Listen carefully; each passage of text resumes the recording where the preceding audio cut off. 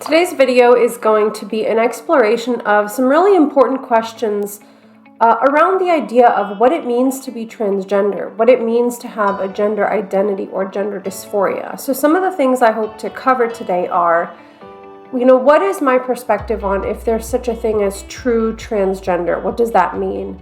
I'm going to talk about how dysphoria develops and what that means. And we're also going to talk about whether or not early onset gender dysphoria means that a person is a really good candidate for a transition. I'm also going to talk about whether sharing historical facts about your child's early years, their gender conformity, helps to create questions in their mind about their new adopted gender identity. So for example, if you have a daughter who was very feminine as a child, is it helpful to remind her of that or not? And we're also going to explore what these questions can tell us about the way gender dysphoria treatment has evolved over time. So there was a gatekeeping model that was used in decades past, and we're going to look at whether or not that was helpful. And then what happens when it becomes completely subjective and open to the individual's self-diagnosis. So this is really difficult because being trans is somewhat of a subjective experience. And the definition that we're typically given when you look at, basic psychiatric websites, Medscape, things like that, is a circular definition that also relies on a lot of subjective language and subjective experiences. So if you were to look up what it means to be trans, you might see something like a transgender person is a person whose biological sex does not match their gender identity. So that creates, of course, another question, which is, well, what's a gender identity? So I'm going to talk a little bit about this and how I see this.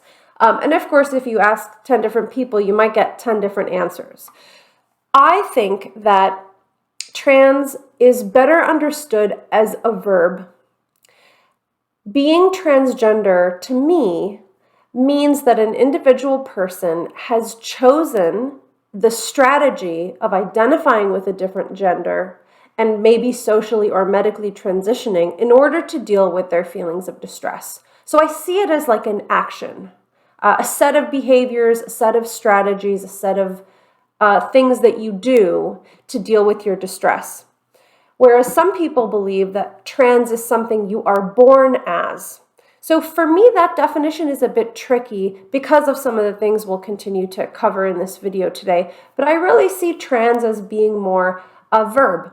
And I also think when it comes to how we develop and experience our distress and how we suffer, I think that can really be molded. So as you probably know watching this video, I think a lot of young people are usually dealing with some somewhat vague, ambiguous kind of distress that is perhaps just part of the teenage struggle or perhaps due to some specific challenges that this young person was facing in their life.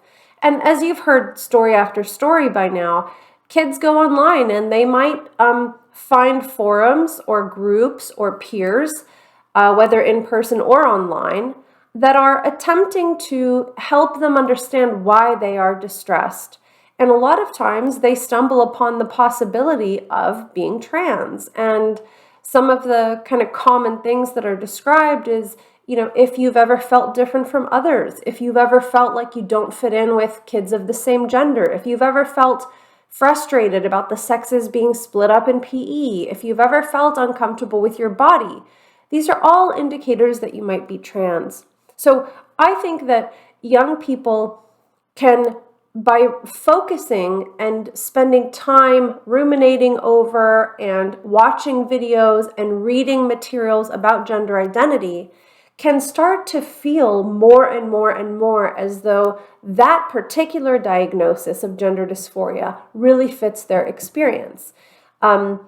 I have talked about this before regarding other types of mental health epidemics, let's say, where a concept is introduced into a population or introduced into a culture, and the more it is covered in media and talked about amongst young people, the more that concept feels like it fits for people who had been distressed for a variety of other reasons. And so, generally speaking, it's a lot harder to deal with something that feels nebulous and vague, that doesn't have a very specific concrete solution.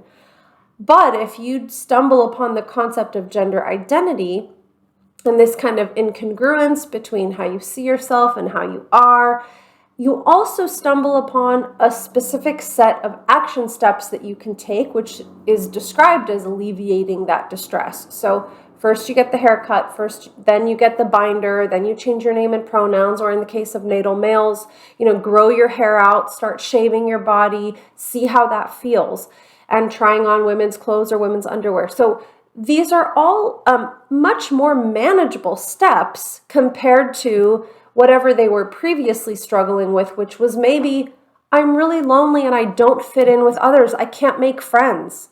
That does not have a simple step-by-step solution, and it's frankly not a solution that most young people know how to embark on. So I think that a lot of young people's suffering has become molded in the direction of gender identity when it was previously something ambiguous. Now, that really applies to the ROGD type kids that we see a lot of nowadays. And I think there's another cohort of young people that were likely to have become gender dysphoric regardless, and I'm going to cover that in a few minutes.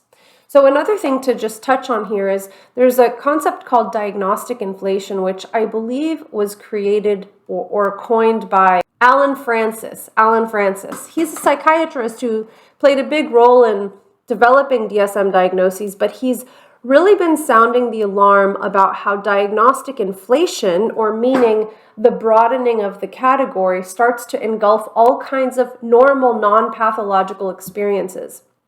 So he's not talking about gender specifically, but he's even talking about things like anxiety, for example. I don't have the specific data on this, but I'm kind of piecing together information that I know.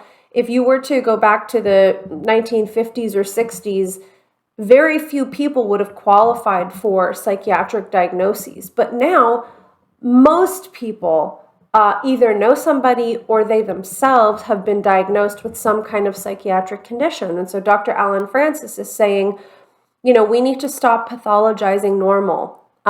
So diagnostic inflation is definitely something that is a problem with gender dysphoria as well. So we know that the DSM criteria has broadened over and over in the last decade or so. And we also see another major issue is that young people are going online and self-diagnosing. And if you were to look up, online, how do you know if you're trans? The kind of material that you see online just validates everybody. I mean, the answer is almost always yes. Sometimes therapists will say, well, it's different if you want to be the other gender versus believing you are the other gender. And to me, it feels really like splitting hairs because, as I described earlier, I think our suffering can get molded in a very particular direction. And our sense of perception is very malleable when we are young. So young people spend so much time imagining themselves, thinking about themselves, fantasizing about themselves as a boy. Remember, the conversations that I've been having with Helena.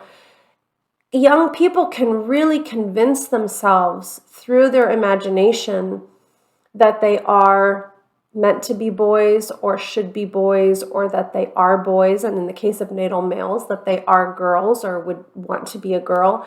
So I think it's certainly plausible that a young person can grow up with no gender distress whatsoever, fall into this kind of belief system, get really obsessed with it, spend months almost like self-grooming online, and then become convinced that they need to be the other gender or see themselves as the other gender. And so, things are evolving and moving, and we know that young people are quite vulnerable to peer influence, and they are suggestible. So I would not put it past a young person to imagine that their distress, their gender dysphoria, might have developed as a consequence of becoming obsessed with gender identity. So activists often say that the reason so many teenagers are coming out as trans more than any other population is that there's societal acceptance and now they know they can come out.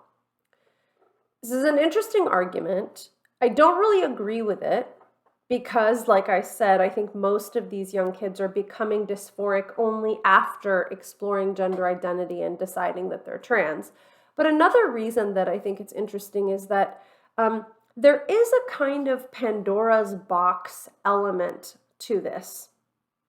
And what I hear from a lot of people, both adults who transition successfully or in a way that is working for them, and ROGD kids, is that once they discovered that transition was a possibility, they kind of couldn't get that out of their mind. So it's like having the option to transform yourself is very hard to pretend you don't know about. It's almost so seductive that it's hard to let go of, as long as you believe that that will solve your problems. So in 1966, Harry Benjamin, who is one of the kind of forefathers of trans medicine, is a very interesting kind of dark story there. But he wrote a book called The Transsexual Phenomenon in 1966. And that was really before sex reassignment took off. And once he published that book, a lot of people read it, and mostly adult males at that time started flocking to the few clinics that were actually doing these kinds of procedures. And you hear this from even stories of like old population transsexuals, that when they discovered there was such a person as a transsexual, that idea was really powerful to them. And Aaron Terrell talks about this, and it's very interesting. It's an interesting idea. So my opinion is that I don't think there's a way to put the Pandora's box contents back in Pandora's box. And I think what will have to happen is that the detransition epidemic, which is coming and happening, is going to cause a serious pulling back on the reins for all of these medical clinics, hospitals, doctors, and industries that are rushing into transition. And we already see this happening in Sweden, Finland, the UK, and even in Australia. There are clinicians really speaking out about this. So I think until the whole project of, informed consent, gender transition is questioned, I think it's really hard to kind of put this back into the box.